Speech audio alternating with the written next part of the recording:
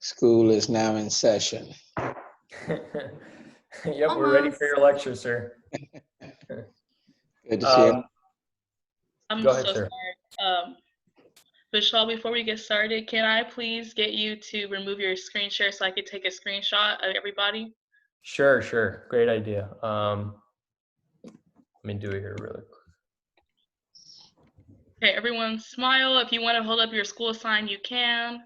On the count of 3, 1, 2, 3. Got it. Thank you, Christine. I think we have most everyone here of our students is going to be in attendance today. 1 second here. Let me share my screen. Yep, it's close to 5 o'clock. We can go ahead and get started. I don't want to take any more of y'all's time. First of all, I want to welcome everyone here to our second August meeting for the Mayor Student Leadership Alliance. We are very fortunate and lucky to have Mayor Sylvester Turner today sharing his time with us and his thoughts on how the issues, what the city faces. Now, briefly here, our agenda for today is we're going to introduce Mayor Turner, give a brief snapshot of some of the statistics that we were able to gather from the report. And the bulk of the time, Mayor Turner will be able to talk about some of the issues facing our city, right? Ranging from COVID-19 to the election, to the census, and some of his goals for this organization here, the Mayor Student Leadership Alliance. And then finally, the last 10 minutes will be questions from students. And so if Ms. Stepech is on here, I think she wanted to introduce. If not, I can go ahead and get started here. Hey, like I said, we're very, yes. Just Brandon, really quick. First of all, hey, Mayor, how are you doing, sir? Thank you for joining us. Juliette should be puffing on. I think she was on a call with her task force. But I'll just start by saying from the Mayor's Office of Education, for some of you I've met, and thank you for being a part of this organization and being a part of this opportunity. Before Vishal introduces Mayor, I'll just start by saying that we are extremely busy over here at the Mayor's Office and throughout the city of Houston fighting this thing called COVID. You all are coming into this Student Leadership Alliance and this opportunity to represent your college campuses during a time in history that we actually are making history, right? Or we are actually out here trying to save lives. And I think Mayor will talk about it a little bit more when he speaks here in a little bit. But COVID is taking lives, and so we are trying to save lives at the city of Houston. So guaranteed on your campuses and in your communities, there are going to be opportunities for you to jump on board to do that as well. Last year, we started the inaugural Mayor Student Leadership Alliance, and that group kind of set the tone for what you all are doing now. And that group really set the framework for what Mayor Student Leadership Alliance is. What Mayor Student Leadership Alliance is. And so you're coming into a championship team. It's kind of like if you watch The Last Dance with Michael Jordan, what he talked about in his championship runs from 96 through 98 was that the reason why he was such a hard leader of that team is because he had a group of people on his team that came in and benefited off of the success of the 91, 92, and 93 championship teams. And so his approach was a lot different. That's the same approach we're going to take with you all. And the second group of Mayor Student Leadership Alliance, you're coming into a championship team that was able to accomplish a lot of work in 2019, and they didn't have COVID. So they had a little bit more of an advantage and less barriers against them. So with that, though, with that barrier, there's opportunities and problems for you all. And so you may be able to supersede the expectations of the former class. But that's all I want to say. I'm Brandon Denton. For those of you I have not met, I'm the Assistant Director for Mayor Turner's Office of Education. I've had the pleasure of serving Mayor for the last, I think, 3 years in the office, 4 years at the City of Houston. But with that said, Vishal, I'll turn it back over to you and let you run it from here. Thank you, Brandon. Yep, like Brandon said, I think the bar is set very high for us this year, but I nevertheless believe that we can definitely, in some way or form, support Mayor Turner's efforts, especially in combating COVID-19. Now, coming back to here, I just wanted to briefly introduce Mayor Sylvester Turner to our group. For those of you that don't know, he is the 62nd mayor for the city of Houston. He is a native Houstonian growing up here in Acres Home, and graduate of the University of Houston and Harvard Law School. Mayor Turner has many accomplishments during his tenure as mayor, but I'm going to make an attempt here to highlight some of them. He has successfully reduced the unfunded pension liability from $8 billion to $4 billion. He has bolstered the Higher Houston Youth Program, which was putting around 450 students into summer opportunities and jobs across Houston, to now 11,400 students, I think, last summer. He has eliminated a $160 million budget shortfall to secure Houston's financial future. And under his leadership, the Public Works Administration has fixed close to 250,000 notorious potholes. He has led us through the once-in-a-century flood and hurricane, in which was Hurricane Harvey, and I am fully confident that he will lead us out of this once-in-a-century pandemic. It is my honor to welcome Mayor Sylvester Turner to our meeting today, sir. And briefly before Mayor Turner begins, I just wanted to showcase some of the statistics and things that we collected from a survey that was administered at the beginning of the spring last year. Close to 10% of the students on that survey reported that they have been sexually assaulted in some way or form, and close to 35% of students believe that it's happening on their campus in some way.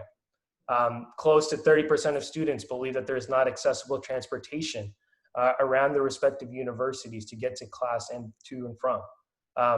Over 25% of students believe that the respective campuses are not helping lad job opportunities and opportunities to grow. And this is very important as we enter the workforce in this, current economic recession / depression. And lastly, when we ask students, what are they most in need of, about 42% of students ask for financial assistance, helping them, with tuition costs and housing costs across Houston. The other needs and such are submitted in the report to you, sir, that was submitted yesterday. And with that, I want to hand it off to Mayor Turner here. We want to thank him again. We are very fortunate for him to have him here. Thank you very much, sir. Look, thanks for meeting with me, and I count it as an opportunity to have a discussion with everyone. And look, it seemed like it's been already way too long since we met the last time, and I just want to kind of jump right into some things. And the report that you all submitted is very, very helpful, and the information is important for a person like me to know and to get. All of the information that you provided is instructive. Let me just say, I have the privilege of being the mayor of the most diverse city in the United States. But that in and of itself is not enough, because being diverse is a descriptive. The question is, how inclusive are we? And I want to be the mayor of the most diverse city, but I also want to be the mayor of the most inclusive city in our country. And I appreciate all the things that you mentioned, and pensions and balancing budgets and all of that. But the question is, how can we establish equity, social justice, transformation in a city that's so diverse? How can we make sure that there are opportunities for everybody, so we don't have, so that I'm not the mayor of two cities and a city of have and have not? And how do we make sure that I'm the mayor that, regardless of which community you live in, this community and a neighborhood of promise and inspiration? That's what's important to me, and that's what's driving me. And this has been a challenging year for all of us. With COVID-19, it has touched every facet of our lives. For those in school, from pre-K all the way up to grad school and beyond, people in business, people at home, people getting married, people getting sick. So this has been an insidious virus. It's almost like a hurricane that just won't go away. We're used to dealing with hurricanes in our region. In a 5 to 7 day period, they come and they go. But with this particular virus, we've been dealing with it now for the last five months. And in many ways, people have kind of gotten bored of it, tired of hearing of the coronavirus, tired of being told to stay apart, to put on their mask and all of that. Unfortunately, this virus has not gotten tired of us. So we're dealing with the virus. Then at the same time, with the death of George Floyd and Breonna Taylor and so many others, we're dealing with the demand for social justice, racial equity, transformation, making sure that we're expending our resources on things that truly matter and that will make a difference. And people are tired of fighting, in many ways, the same battles that people have been fighting for decades. So we're having to deal with that at the same time. And then with so many people having lost their jobs or being laid off and not able to make any money, how do they stay in their apartments? How do they pay their bills? All of these things are happening at the same time. And so we're having to address those situations. And in some sense, people will say, well, hell, why do you want to be mayor at this point in time? Well, the reality is that it's happening on our watch. Some, if we're not the ones that are working to make it happen, then you simply pass the buck to somebody else. So you got to play with the hand you're dealt. That's what my parents always said to their kids. Life may not be fair, but you have to find a way to navigate through it. So you have to play with the hand that you've dealt. So I take this as an opportunity to visit with you all, asking from the very beginning, asking for your support in helping me and the city to move forward in a positive and a progressive way. Let me just say, with respect to COVID-19, at the end of April, our numbers in the city of Houston were quite good. When New York shut down in March, the city of Houston shut down as well. We canceled conventions and conferences, and we closed down the indoor dining and restaurants on March 17th. Just to, the carry-outs were made available. We then asked people to stay home on March 24th, and people stayed home from March 24th until the end of April. And so when you looked at where we were in terms of the number of people who had been infected by the virus or the number of people who had died at the end of April, and compared us with New York City or LA or Seattle or Chicago, any of those cities, the city of Houston had done exceptionally well. Then the state stepped in the first week of May, and quite frankly, started opening things up so too quickly. And then over May, the numbers started to increase. In June, they increased even more. In July, it was like a forest fire. And now in August, we're working as best we can to try to try to get in front of this virus and slow it down quite a bit. And I would tell you, the wearing of masks, as much as some people dislike this, find it distasteful, the wearing of masks does work. The social distancing does work. Washing your hands, does work. And limiting the size of the gatherings. As much as people want to come together and have a good time, limiting the size, all of those things taken together does work. So now it does appear that the numbers in the city of Houston are trending, however slowly, in the right direction. The number of people, for example, in our hospitals, at one point a few weeks ago was like more than 2,400. The number this morning, that number is about a little under 1,200. So things are trending in the right direction. But let me encourage people to continue to put on their masks and to engage in the social distancing, however hard it may be. That does work. With respect to transportation, last November with the voters passed Metro Next, and that is about providing more public transportation, transit options, There's a need for multimodal forms of transportation for people to get from point A to point B. And then we're focused now on constructing a city where there are more what we call transit-oriented development, such that we're building housing, making housing available close to where the public transit stops are, so people can kind of walk to their destination. City Council a couple of weeks ago just passed this ordinance, this walkability ordinance, that's primarily focusing, for example, from the Museum District through Midtown, over and towards the east side of Houston to the near north side, creating and redesigning the city where it's more of a walkable, pedestrian-friendly city, bigger sidewalks, instead of just building buildings where there are no windows, for example.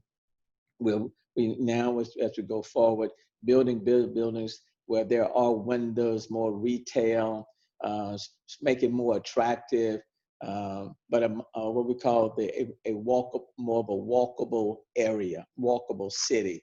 So we're moving in that direction with additional transit options. So that's, we want to get to the point where if you don't necessarily need to have a car to get around. That would be new for the city of Houston, because we're a very car-centric sort of city. But we're wanting to change things around, and quite frankly, it'd be better for the environment as well. The city, for the first time, we've passed our climate action plan, and that is to reduce the carbon emissions in our city, really in accordance with the Paris Accord by 2050, but if we can do it even sooner than that. As of July 1st, for example, of this year, we're the city of Houston. Municipality is now 100% renewables. And so we're having a number of workshops and things starting the end of this week, going to next week, on our climate action plan. So we want to make our environment much more conducive for all of us. The planet is getting hotter. The storms are coming more frequently, and we just need to reverse that. And the sooner we do that, it's in everybody's best interest. So I'm really excited about the first first ever climate action plan that we've put into place. And please join us and check in and check it out. The census is coming, right now we're in the midst of the census. And I would tell you, we thought we had until the end of October because of the coronavirus. Then the federal government moved it back. And so the last day for the census is September the 30th. We really need people's help to fill out the census. It only takes a few minutes, but that goes to political representation. That goes to the amount of grant dollars we pull down. So really need your help on that census. It's so important. And oftentimes the hard to count people are people that are in college, the homeless population, people coming from diverse communities, immigrants, refugees, people who don't trust the government. So they believe that if they fill out anything, it'll be used against them and they'll be deported. That's not the case. So we need everybody. The census, we're supposed to count everybody. I don't care what your language, your religion, or where you come from, whether you're documented or undocumented. So we just need people to respond to the census, to go online, 2020census.gov, fill it out. It's 9 or 10 questions, and you can do it in 5 minutes. And then last thing, with the death of George Floyd and so many others, we engage now in looking deeply within our own internally police department for reforms to make sure that we're holding people accountable and that we're being more transparent. That's important for us to do. So I've got a task force that's in process right now. I gave them a short window, a minimum of 60 days, no more than 90, to come back with their reports. But didn't wait just for the task force. I've already signed an executive order that says that, for example, if police officers see another police officer doing something wrong, they are required to intervene. You can't just be silent and not say anything. A requirement to de-escalate. All of that's important. That before you use deadly force, where practical, you're supposed to give a verbal warning. They have to report anytime they use deadly force, keeping a good sound record of that. There are a number of reforms that I've already put in place as a result signing the executive order, but there's more we need to do. Taking a look at our independent police oversight board to see how it can be strengthened to make it even more impactful. So there are a number of things there. And then lastly, what I would say on the social justice and there's too much inequity within communities. And so we need to lift up every community. So we're looking at how to invest in communities, and particularly communities of color, communities that have been underserved and under-resourced for a long time. So look, those are some of the things. These are challenging times, but it's a good time to be at the forefront. And let me stop and engage in a conversation with you all. Thank you, Mayor Turner, for giving your powerful words here. So very quickly, I'm going to share the screen here so that we display the questions that students submitted. So yes, I think Hannah submitted the first question here. So if you could come off of mute, just say your name, what college you're representing, and then your question, please. Hi, my name's Hannah. I'm from Baylor, and I just was curious. I think that MSLA has had, it's a brand new organization, and COVID is new to Houston, now 5 months old. But I was curious, like, where you sort of saw us fitting into this bigger picture of all the things that the city's trying to do to address it. Well, and how we can sort of be useful. Information, the community outreach, those are just important things that we need to do. What we found is that there's still a lot of people that don't are just not getting this virus, may not have the information. So it's the awareness, it's providing information, and then it's getting the resources out that people need, the masks, the sanitizer, the things that the city has that we are pushing out to people in the city. We tell people for example, to social distance.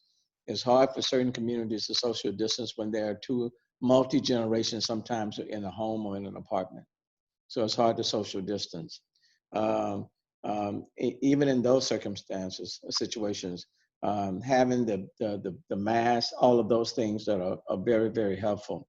We are literally going door to door. There are a lot of people, we can be on television and do press conferences, things of that nature. There are people who don't even have televisions or may not even tune in there. And the best communication is still getting out there and talking to people. And I've got my teams going out in different parts of town. I established this task force called the Health Equity Response Task Force. Brandon spoke to it earlier. We're asking people to join us on that task force. And a part of that is focusing our attention on communities that are more vulnerable, at risk, communities, low-income areas, for example, because that's where there's a disproportionate impact. And quite frankly, you need troops on the ground. Now, we want to keep people safe, but at the same time, we're trying to find ways, how do you drive that message?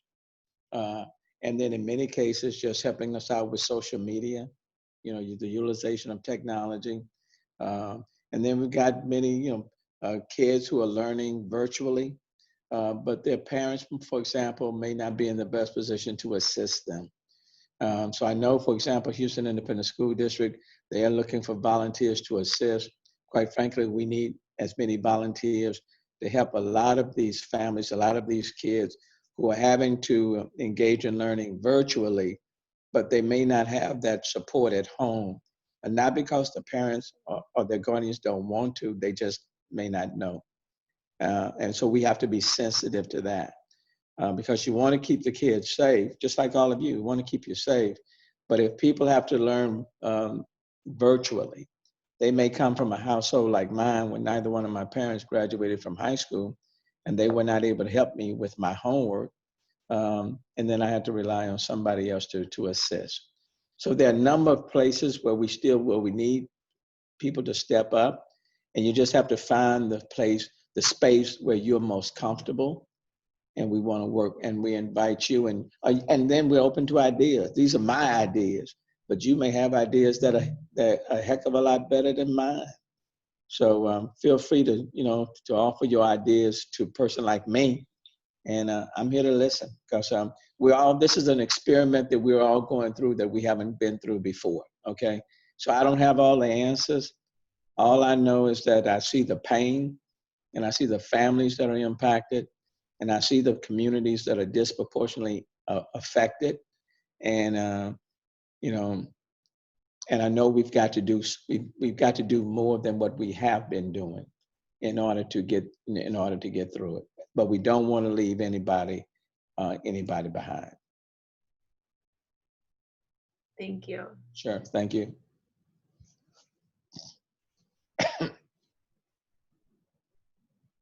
Vishal, do I have the floor? Yes, Christine. So when I switch the slide, if it goes to your question, just please come up. Thank you. Thank you. Mayor, thank you so much for sharing your words. And I'm very excited to hear that you are very in touch with the needs of the city of Houston. I think this question perfectly segues from what you just said. There's a lot of statistics coming from different places that many jobs in Houston will require some type of post-secondary education. And I know that you guys have that wonderful chef program that Mrs. Stepech and Mr. Denton had shared with us last week or the week before. But I was wondering if you guys had any ideas or any programs in place where you can help college students or high school students going into college get technology, because a lot of our minority serving institutions are having difficulty with that right now. Right.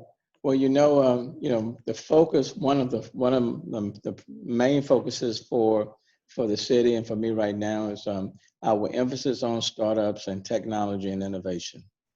Okay. So Jesse Bounds, for example, is over the mayor's office on innovation. And he would be a good person to touch bases with as well, Jesse Bounds. But that's one of my primary focus is technology, startups, innovation, and then how do we develop this ecosystem that is not so elitist, because there's a lot of talent out there, but we have to invite that talent in, okay? And just like I know, for example, Rice has been very supportive of the ION on South Main, the old Sears building. But one of the things we're very that's very important, even as we develop that innovation hub, is to make sure that it is open to the communities around it. Okay, so that we're not building walls, but we are building an ecosystem that everyone can participate, and there's a lot of talent, but that we need to make sure that we're driving the resources for where that talent is. So Jesse Bounds, or the Mayor's Office of Innovation, is giving leadership to that. I also at the same time would encourage continued collaboration with Julia Stepet and with Brandon. And then we're working with a number of our businesses in the city to provide additional resources, especially for our college students. Just like we have the chef program, I think we have to continue to come up with initiatives and strategies to make sure that we're providing opportunities for our college students, okay? And in many ways, even more so. So the Higher Houston Youth Program was intended to be a summer program, but at the same time, I think we're looking for opportunities. How can we put forth programs that would go year round and that will be provide opportunities, for example, for our college and university students to participate. So I would like to follow up with you on that, as well as with others, to make sure that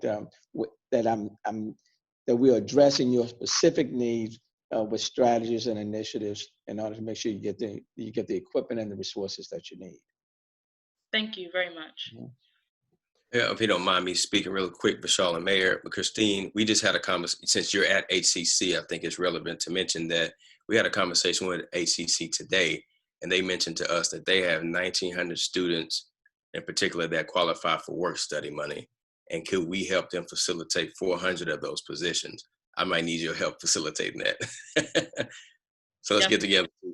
Absolutely, thank you. Yeah, because even with the COVID-19, we have to find creative and innovative ways to provide opportunities for people. Just because COVID is here doesn't mean that your bills go away or the opportunity should be put on hold, because we don't really know how long it's going to last. So we just have to find creative and innovative ways to make it happen. Okay, because there's still a lot of things that need to be done, and we just have to make it work. Okay, but we cannot afford to just stand down until the virus passes. Mayor, do you have time for a couple more questions? Yeah, what's this next one? Sure. So I think Anna, if you're on. I am. Hi, thank you so much for being here with us today. My name is Anna Margaret, and I'm from Rice University. And I wanted to ask, where do you think Houston has the most room for growth at this moment? You know, I will say when it comes to the startups, the ecosystem, you know, you look at Silicon Valley on the West Coast and the life sciences and what they're doing on the East Coast. But this is Silicon, well, I refer to it as hashtag Silicon Bayou right here, you know. And I think, and we really haven't, we're just getting into this space in what I call a very integrated, robust fashion. We have the energy capital of the world. We're now in what I call the energy transition, okay? And what I mean by that, even more of a focus on renewables, more of a focus, for example, on solar development. Let me give you an example. Sunnyside on the south side, 300 acres of contaminated property. It's been like that for a long, long time, really pulling down in that area. We put out an RFP, a request for proposal globally. And the whole notion is, how do we take those 300 acres and turn that into the largest urban solar farm in the city of Houston? And we're working on those things right now. The Climate Action Plan, for example, is an opportunity for a lot of growth and development and job opportunities. There are more jobs coming from the renewable sector than from, quote unquote, the oil and gas sector. So we're the energy capital of the world, but we are transitioning for energy in a broader, cleaner sense. And a part of that technology is a part of that. We have the largest medical center in the world. There's a proposal right now on my desk to expand the medical center by even a third, okay? And what I mean by that, there are right now over 110,000 jobs in the medical center. We're talking about adding, looking at probably about another 30,000 jobs in the Texas Medical Center. So there's tremendous growth. There's tremendous growth there. When it comes to the Port of Houston, we have the #1 port in the United States in terms of foreign tonnage. And so prior to this virus, we were expanding our trade opportunities, even to Asia and some of the other places. We're still, that still is an excellent opportunity for expansion in that area. We have always, on transportation, for example, has been a car-centric sort of city, but now we're looking at more of a public transit, other multimodal forms, other options. Automation is a part of the equation. So there are many opportunities for Houston on that end. We're looking at how to to expand our green space, parks and green space in the city. And then how do we mitigate, for example, the risk of flooding, but combine that with adding more park and green space as well. So there are opportunities in that spectrum. So, you know, this is a city, I think we're still coming into our stride. And I think the opportunities will continue to emerge in our city. And because we have all the attributes, we are diverse. We have the second youngest population outside of LA, right here in the city of Houston. We have 3 airports in the city of Houston, Intercontinental, Hobby, and then Ellerton Field. And and that's a spaceport now. So a lot of development will be taking place as it relates to Ellerton Field. And then the high-speed train is still moving, if you allow me to say that, between Houston and Dallas. And once that construction starts, you're talking about the creation of 10,000 jobs a year for right at 3 to 4 years. So there are opportunities on that front. So a lot of possibilities in the city of Houston. Thank you, Mayor. We have 3 more questions, sir. Do you still have some time? Okay, let me shorten my answers and not talk too long. Okay. Thank you, sir. So let me move to the next question. Yep. Hello, I'm Jabria Bennett from the University of Houston, and my question is, what calls to action have been set in place to allow teachers paid maternity leave, specifically seeing as financial insecurity is high right now? Now that one I don't know the answer to. That one's outside of my authority. You know, there are 17 school districts that cross the city of Houston. And unlike, you know, Boston, Chicago, New York, the city doesn't control the school districts in the city of Houston. They all each have their own boards, in the independent board of trustees, and they set their own policies. So I don't have any authority there. I certainly would encourage them to have maternity leave policies. But I don't have any authority over them. Mayor Turner, I have a quick question. First off, I think we are incredibly grateful for your experience in the state legislature, your experience on the House Appropriations Committee, and now as serving mayor to the most diverse and second youngest city there is. I'm interested in knowing how we as leaders in our school can help you with the city's financial proposals at the state level in the wake of potential budget issues the city may face in the wake of COVID. Well, I will tell you our greatest challenge. One of our greatest challenges is getting collaboration from the state. There's quite frankly, if I can speak candidly, there's too much tension between the state and cities. From a political perspective, and let me just talk a little politics, it is what it is. The state is controlled by Republicans, and most of your large cities in the state of Texas they have Democratic mayors. Whether you're talking about Austin, San Antonio, Dallas, Houston, you know, and so where local control used to mean something, now it doesn't mean anything. The state's trying to run cities from the capital in Austin. It's difficult to do. Austin, for example, the city council unanimous last week, they decided to, for their reasons, to defund police. The governor today, so for example, said, you know, if you seek to do that, we're going to cap your property taxes so you can get additional revenue. So there's a lot of tension, between too much tension, because we serve the same constituents, and things have gotten really too partisan and too toxic. And so it seems like things that are happening in DC are flowing downhill. How can people be helpful? It's important for people to exercise their constitutional right to vote. I'm not telling you who to vote for, but I am saying is that if anybody sits on the sideline in this coming election, you know, I don't even have the words to describe. You cannot sit on the sideline in this election. People have to exercise their right to vote, and because voting becomes people's voice, and you know, people voting by mail, and if you vote by mail, vote early. But you know, early voting, showing up and voting. But people have to participate in this election process.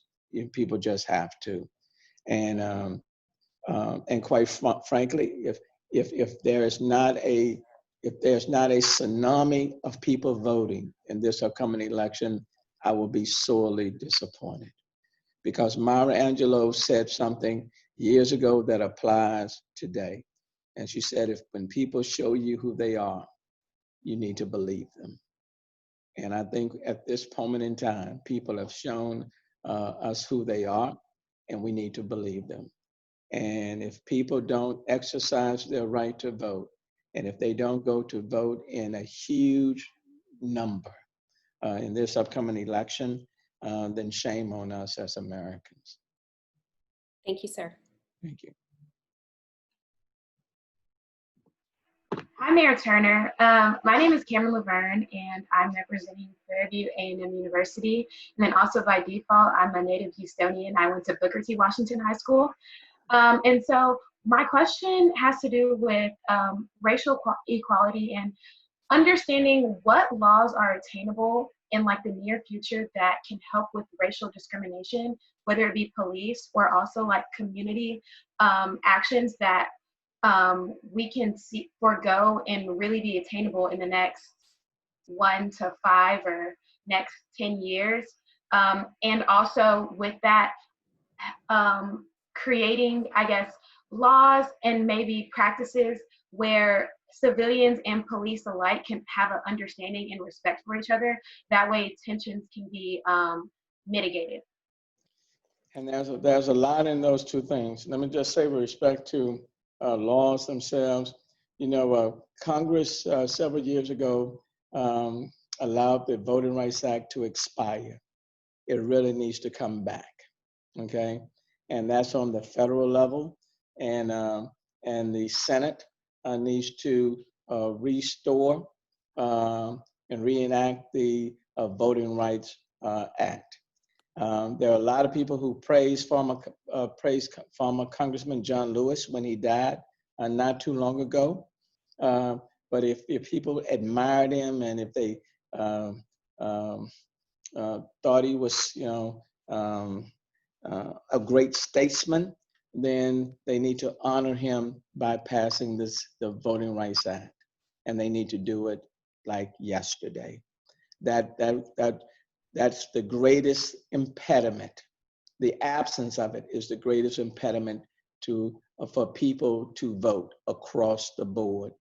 That's a fundamental right, and it needs to be protected. So, and I would encourage students on every campus in every state to really encourage Congress to pass the Voting Rights Act, and for the president, whoever the president may be, to sign it.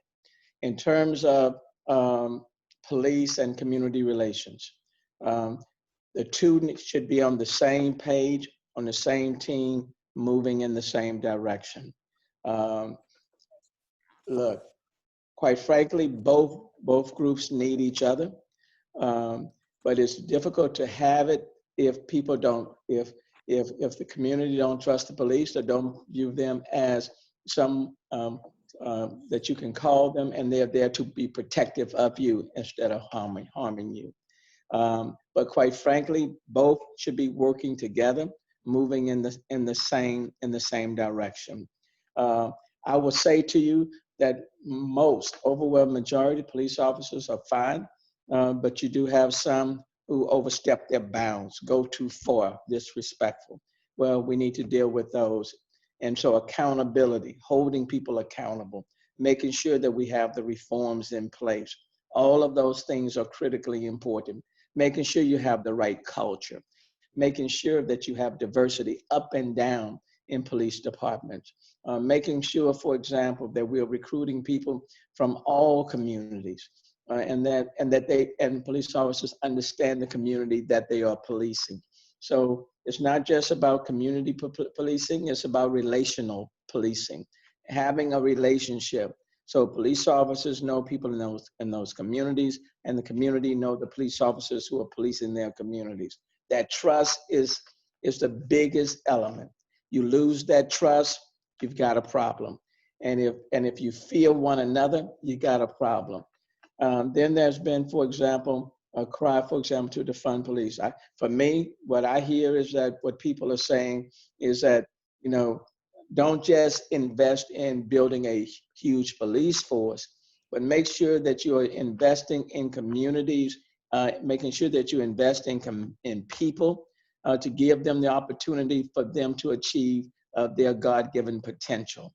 And if you invest in communities, communities that have been overlooked and underserved for decades, then you don't have to spend all your money on policing these folks in these communities to police, suppress, and incarcerate them. And what I hear people saying is that the establishment, the systems, the powers that be, for far too long have been willing to invest in building huge police departments to police communities rather than spending their dollars in investing in the lives of people, building communities where there's affordable housing, quality affordable housing, where there are parks and green space, where there are economic business and job opportunities. You know, those sort of things that says that the people in these communities are important, that they have value, that they deserve the same opportunities as anyone else.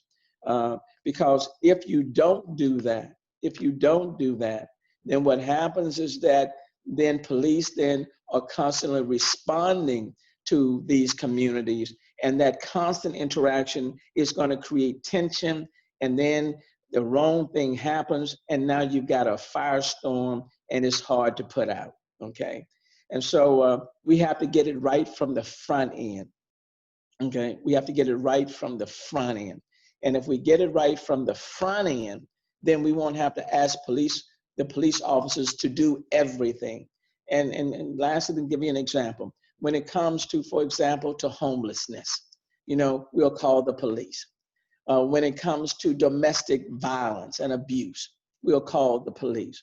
When it comes to people suffering with mental, behavioral, substance abuse issues, we call the police. Where there's a better way to address those sort of issues, where you don't call the police to deal with all of these issues.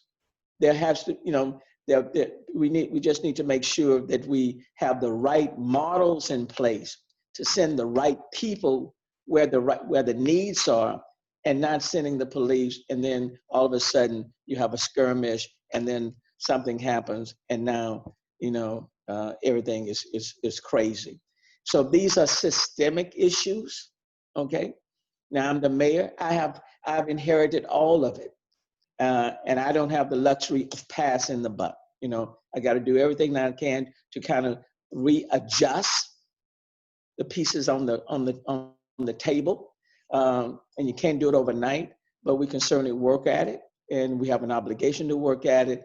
And we're going to do just that. That's a long answer to a very complicated, complex question.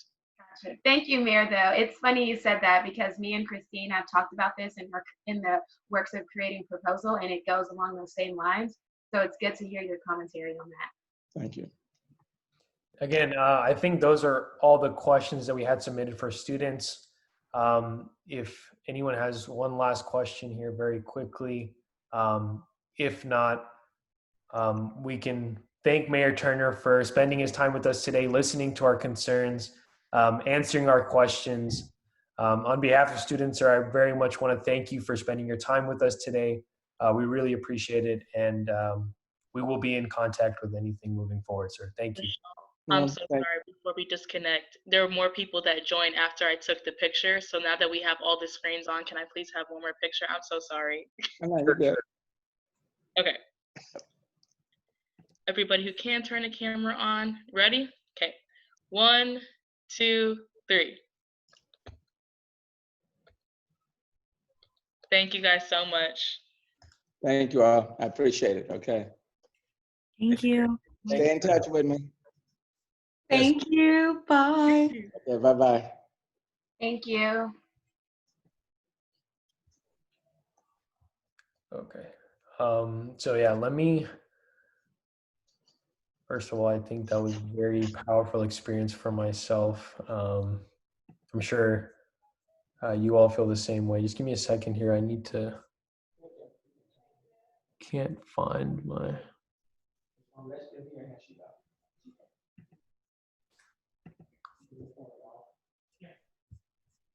Bro, what is happening? Everybody looks great, by the way. Just thought I'd let you know. The picture came out nice. I was taking a lot of pictures, so I'll send them to you guys. Great. Yeah, if you can post that in the Slack, Christine, that'll be great. Mhm. Okay. So yes, I think if Brandon and Juliet are on, if they want to say any words or anything like that, they can do that at this time.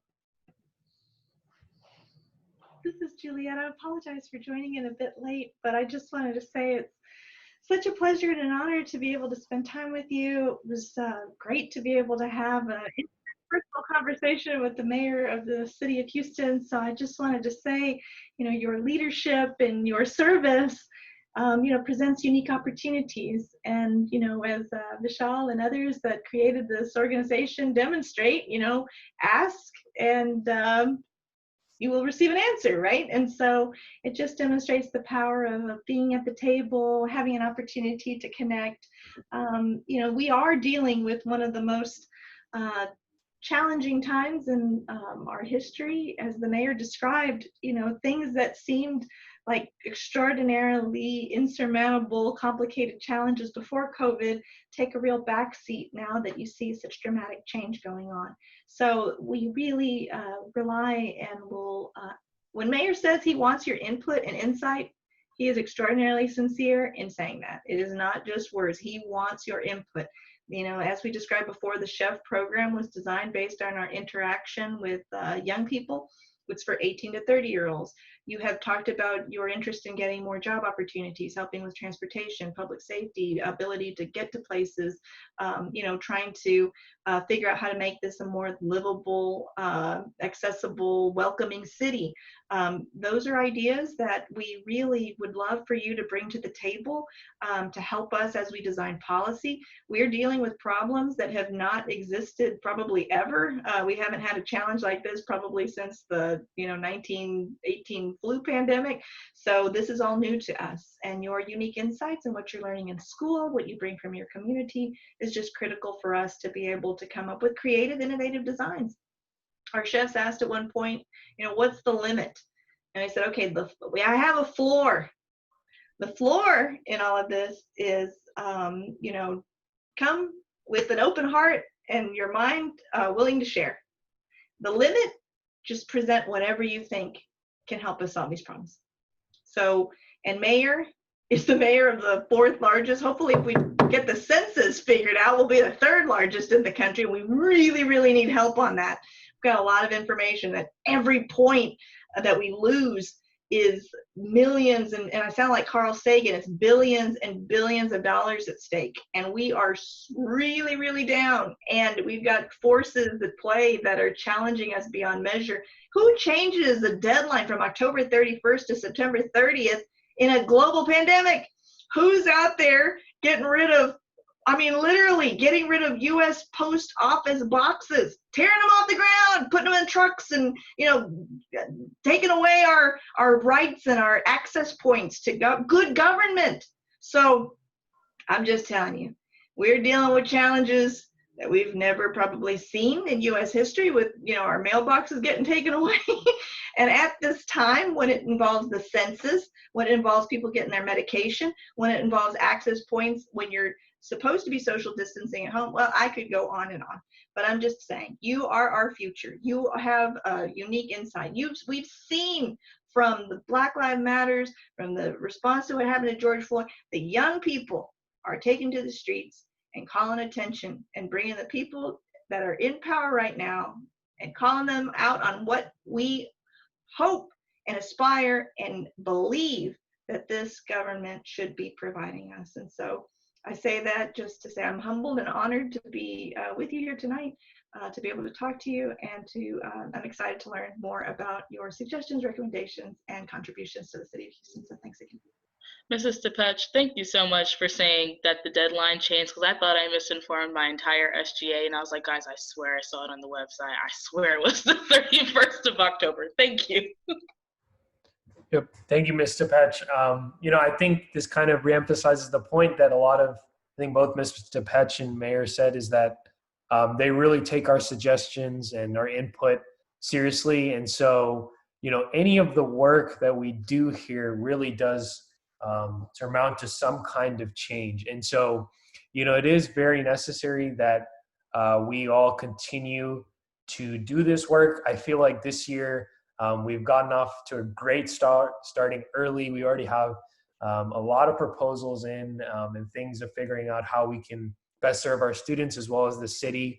And, we just wanted to kind of, I think, clarify some questions that most of you all had.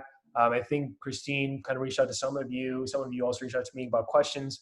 We just wanted to take this opportunity today to kind of clear up any questions that you guys might have about how the council's run, things like that, meeting dates. We have new chairs and things like that. So we'll get into it right here. Now, we took the poll, I think, last time, and we said that I think Tuesdays work best for the majority of the people. They're going to be at 5 p.m. Today, you'll be receiving all the Zoom link invites for the rest of the semester. This should show that we only have, I think we only have, let me count here really quickly, 8 meetings, right? Not including this one. So we only have a short amount of time together, at least for this semester. So it's important that every meeting, every time that we do meet, we get the most out of it, and we're able to really make progress. With that being said, I'll let Christine talk a little bit about, the absences policy, what directions you guys should take. So yeah, Christine, can you go ahead and take this off here? Yeah, so, very sensitive to the fact that, everybody's going through different things and people have classes. I know like some of our law students were talking about how like stressful their semester has been thus far. So I don't want you guys to look at this and feel like intimidated. But like Vishal said, we do have a short timeline and we do have some pretty pressing matters to our campuses. So we just ask that if you are going to be absent, please message, send an email to the MSLA email so that you have all the meetings for the rest of the semester. Say, hey, I might be a few minutes late, or hey, I might, be having to leave early, or I'm just going to be absent. And we're only keeping tabs on the absences just because if there is another student at your institution that can be here to represent your student body that's a little bit more available than you, then that would be optimal. Not to discredit anyone's availability or anything like that, but we do want to be accountable to the membership charter that you signed that said you would be here for at least 75% of the meetings. If it's a last minute emergency, just please message one of the leadership team on Slack so that way we can see it and we won't have to like go through the emails to figure it out after the fact. And then after 3 absences, we'll just reach out to you, see what's going on, see if there's any way that we can support and just kind of check in where you're at to make sure that you are keeping up with your committee if you're missing the council meetings and things like that, and see where we can go from there. Does anybody have any questions, comments, or concerns about this particular absence policy? Yep, and I just want to emphasize what Christine said there very quickly. It's imperative that we all can at least communicate very clearly again, that we are virtual. It makes things a little more tough, because we're not in person, we don't have that thing. But I think it's our responsibility to communicate to each other, what's going on, hey, this is going on. And I think if we continue to do that, I think we should be on a good track for this year moving forward. So yeah, if you guys have any questions, go ahead and feel free to just drop things in the chat or just come off and mute and say them, and we'll be more than happy to answer them. And now here we want to announce, today we want to announce our chairs for our 2 standing committees, which is going to be Brigitte Dechant, who is going to be leading our advocacy committee this year. And for our research committee, it's going to be Margaret and Karthik. So if we can give some snaps for them. The leadership team selected them based on, their application and, previous skills for their specific committees. Now, moving forward here, this was a big part of, what we wanted to kind of get out of today's meeting, right? So we showed, I think last time we kind of went over the process for submitting proposal, what the purpose of them are. I would think of proposals in the sense that they're really a way for you all to submit, submit whatever your project idea is. If you want to make a resolution, anything in that sort, we've just made the proposal an easier way to streamline that process, right? And, some I think requirements that we're going to put is if you want a proposal to be on the floor for a MSLA meeting, the requirement is that it could be sent at least 2 weeks in advance for 2 reasons, right? The first reason is we need to make sure that the leadership team, that we all have some time to review it to make sure it has all the basic components. And secondly, once it's posted on Google Classroom, we want to make sure that the council members have at least 1 week to review, so that when we come together, we can have more of an informed discussion on which ideas we want to kind of push through and move forward. You know, I think once the proposals are voted on and approved, then they'll be moved through both the standing committees, where the committee chairs will work closely with the project managers to make sure that we're working on both aspects for whatever the project might need. Now, given that we only have a couple meetings, I mean, we have 8 meetings for the semester, but we want to make sure that we're successfully, you know, taking on some of the mayor's initiatives, as well as supporting our own projects, right? So we want to limit it to 2 or 3, you know, initiatives for our council. I think this semester, I think that's a good area to start, just so that we're successful in implementing those initiatives, right? So the way voting is going to work this year is it's not going to be a synchronous vote, meaning, you know, we're not all going to get on a Zoom and then do Robert's Rules of Order and call it out, things like that. We made sure to make it a little more flexible, given that, you know, not everyone can attend every meeting. Usually there'll be a voting time frame. So, you know, if we had proposals on the floor today, we would put a 3-day voting time frame so people can vote on whether to pass that specific proposal or resolution or whatever it is, right? And once it's approved, then it'll move forward to be an official MSLA project. Now, this is kind of the meat of the things. We have about 4 to 5 proposals, but I think we wanted to push back the proposal time or submitted time to Thursday, so that I think some members, I think like Cameron and Christine, had a proposal they're working on. We wanted to clear up any kind of questions or confusions you guys had around proposals. This would be a good time to ask those questions. Christine, if you want to come off of mute and just talk a little bit about what you heard as well. Yeah, so some people were under the impression that by submitting their proposal, they would be automatically the person in charge of it.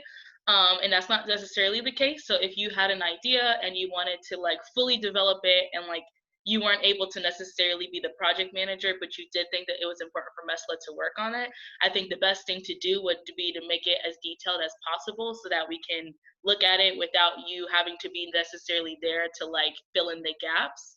And so that was one of the questions. Another thing is that some things were submitted that didn't have a really direct ask, right? And so we want to make sure that if you're turning in a proposal, it's not like MESLA should work on, like, I don't know, police brutality. It needs to be something like MESLA should work with the city of Houston to decrease sexual harassment cases on campus, and then some tangible ask, right? Like maybe going around to each college and asking them to pass like a Title IX required training for all students. You know, I'm just throwing out ideas, but some things were like very abstract. And so we just want to make sure that if you are submitting a proposal, it is very detailed. And then if, you know, give some options. So don't feel like there's just one, you know, we all know there's not just one way to do something. So that would help as well. And if you need help with the timeline, I definitely think that anybody on the leadership team would help you with that. So if you see this being a short 3-week project or a 6-month project, it doesn't have to be like step by step. Step 1, make a survey. Step 2, send out the survey. But just like give us some month to month or week to week ideas of what this could look like, just because then it gives it a lot of context, and then we're able to go like a little bit deeper into it. So like I could say that if you write a proposal and the other person you don't have to be present for the person to understand it, then your job is done. But if you still feel like there are some gaps or some holes, then you might want to work on it a little bit more before you send it in. And so we just want to give you guys the time to kind of look over anything, or maybe you had an idea but you weren't sure how to formulate it. I know the leadership team is available to kind of help you with that and look over it with you, so that it can definitely be on the ballot for vote after Thursday. Yep, and I think one thing that I want to emphasize here is, you know, don't think that some idea is too out there, it's not possible. You know, you never know what could happen, right? If we have a lot of people coming together agreeing that this is an issue on your campus and around the city for students, and, people in the city of Houston, I think it is a worthwhile venture for you to at least write it up and send it in, right? I mean, MESLA was started the same way. It was just a proposal that was sent, and, lucky enough, it was accepted. So that's kind of the attitude that we all should have. We want to we want you all to use MESLA as a tool to make change, in your community. So really think long and hard about this, because this is a great opportunity that was afforded to you all based on characteristics that you've shown. So again, I just really want to emphasize, take another look at it. We are opening proposals. The deadline to submit proposals are open until Thursday, right? All this information will be posted in the Slack as well, as including voting dates as well. So if you have any questions or anything else comes to mind, email MESLA, please, and we'll be more than happy to respond. Ms. Julia, do you want to talk about what you dropped in the chat really quickly?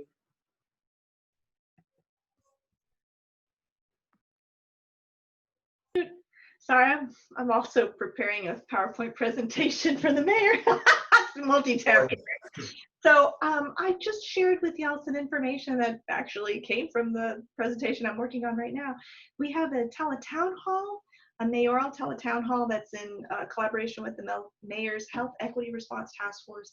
Granted, it's on Friday from 6 to 7:30, but we've got some really amazing persons that are going to be on this teletown hall. It's our second.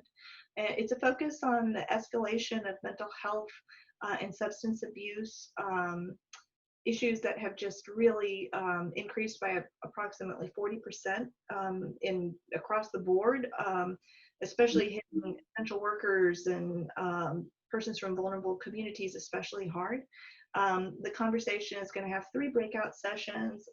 We're going to have different specialists from psychiatrists, psychologists, persons in this field that want to provide supports. The mayor is going to be a part of the teletown hall as well. It's in collaboration with our faith-based community subcommittee. So it's a merging of the various faith-based leaders and trying to get this information out to the community. Please share it with others. It's open for registration. It's also created in collaboration with Bloomberg Philanthropies. They will be helping us with this as well. And last time we had about 600 people sign up, about 350 or so show up on that evening, but then we posted on Facebook Live. We had about over, I think it was 12,000 views by the next day. So, if you're not able to attend, please share the teletown hall with others or persons that you think might benefit from this. And also I shared information about the census. So that way you can see how you can fill it out, what you can do. I can also, in future meetings, share with y'all information. We've got so many different, we've got a repository to a lot of different resources. I know y'all are working on your proposals. There was a call for more specificity. If you need more data, just let us know. We can provide extra information to you. So. Thank you, Ms. Tepech. Yep, I mean, like she said, I think there's a lot of backing as well from the MOE. So I would definitely take this opportunity to really bolster your your ideas and things like that. So lastly here for our meeting, before we head off to questions, one of the main things last year that the council worked on was a constitution, right? And this year, the leadership team is currently going through the process of looking through it again, seeing where we can add things, change things, and we're almost done with it. We will post it on the Google Classroom for you all to review, and we ask that you very diligently look through it and see if there are any holes of anything of such sort, right? Because we want to make sure that the Constitution lays out a very strong groundwork for the future MESLA councils. So it's important that the Constitution document is very solid. We'll post it on Google Classroom sometime this week if you guys can review it. We will be voting on it on the next meeting. So there is some time on that, but please do take a look through it and provide your feedback, and we can definitely discuss more during our next meeting. And before we continue, just want to make it also known that very similar to the proposals, the Constitution should be something that is so self-explanatory that you can read it and know everything that you need to know about MESLA. So if you feel like, Miss Yolanda and I pull stuff from our campuses, pulling stuff from your campuses, and how their documents are like compiled. Look at it from that perspective, and what your SGAs look like if you're involved in SGA, and please let us know what you guys think. Yep, thank you, Christine. So I think that's all we have in terms of a presentation today, in terms of the topics you guys wanted to talk about. Do you guys have any questions, concerns? I think we're off to a very good start, given that it's only mid-August still. But with that being said, we still do want to continue this momentum and continue to move fast and get things done, right? Because we do not have too much time to. Vishal, I have a question. Yes, ma'am. Some of the proposals require funding. Do you have any feedback about funding? So I think MESLA specifically does not have any powers to fund, but I mean, there are obviously in the proposal, if there are ways that we can possibly try to raise funds for whatever the proposal is, I think that would be a good start. I don't know, Mr. Petch, do you want to add anything in here? Okay, yeah, I mean, it's just. That's a great response. We just present something. We'll worry about the money later. I mean, it's like just, of course, it's not, don't ask for like, oh, we're gonna ask for $1 million. I mean, you'll be conscientious of your budget. But you know, it's like, don't let that stop your idea. Who knows? I mean, it's like, just, you know, keep in mind that this is something that would need to be fundraised, or utilization of some CARE Act dollars, or utilization of other types of subsidies or grants. But or potentially, I also recommend that we are going to have the Texas legislative session is going to be starting in January.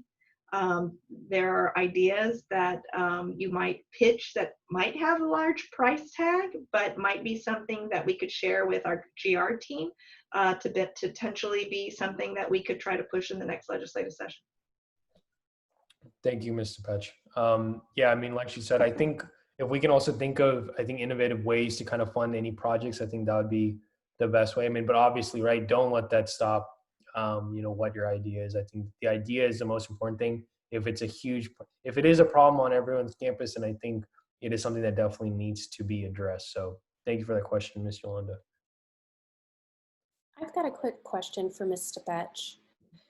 Does the city of Houston still plan to head to Austin like normal to advocate for the city of Houston's issues, or have y'all gotten any guidance from the state if y'all are going to be able to go up or not?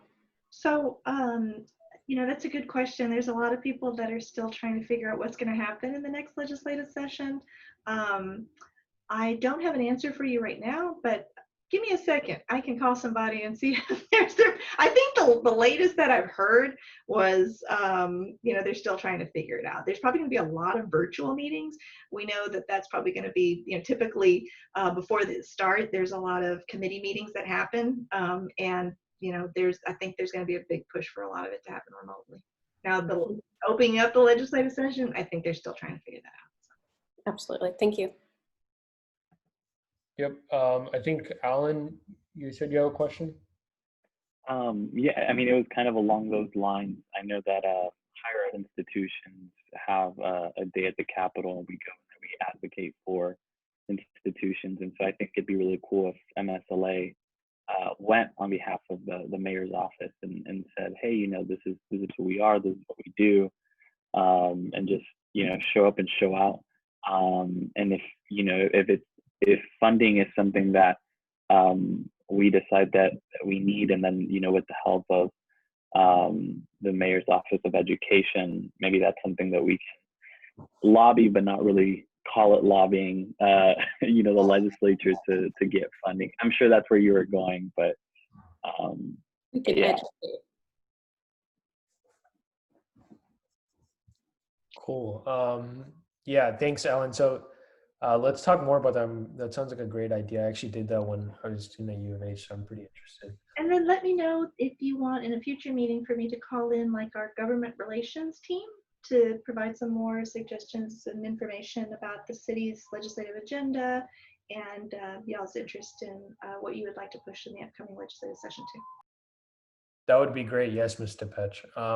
Yeah, I mean, our goal is for these dates to try to get as many government or city officials to come to at least, our meetings and kind of talk for like 10, 15 minutes. But now that we have, I think, a schedule set, it'd be a lot easier to put those things together. Does anyone else have any questions? Just quick announcement, if you haven't sent your headshot and bio to Yvonne, if you could please do that by Friday. We want to do like little posts and stuff on social media to highlight you guys. So you could just email it to the MSLA email, or you can send it to him on Slack. Actually, before everyone gets off here, we all go on our Instagram and Facebook and Twitter and follow the account so that when he tags, I think today they're planning on posting a picture of the meeting, right? If you have not already followed it, if you could get on and just follow it really quickly. Yvonne, if you could drop the tags in the chat. I'm just going to give you guys 2 minutes.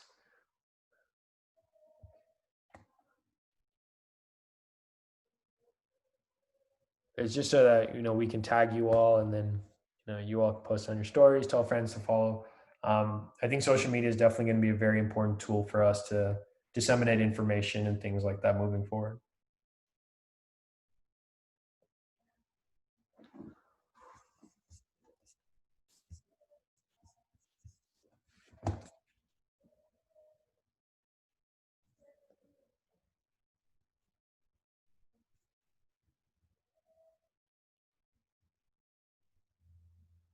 Yep.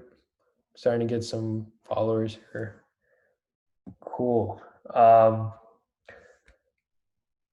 yeah. Thank you guys for keeping up in the community channel and answering the questions of the day. If y'all have questions for other people, please use the community channel to do so, so that we can share information and ideas. And if you have any questions, feel free to reach out to anyone in the leadership team. And if you would prefer me not to Slack you individually, you can also let me know that. I just kind of Slack everybody, check in with y'all. But thank you so much for coming. Yep.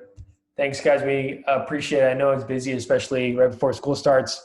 Like Mr. Petch says, we really appreciate your service and leadership to the city. It is very important that we are all involved, and I'm really glad to see that everyone was able to make it today. For those that were not able to make the meeting, I'll usually record them and put them on Google Classroom to view as well as with the PowerPoint and things like that. So if you guys don't have any questions, if you guys follow the Instagram and Twitter, we can kind of hop off here. Thanks again, guys. I hope you guys are staying safe, and have a great day. Thanks. Bye. See you guys.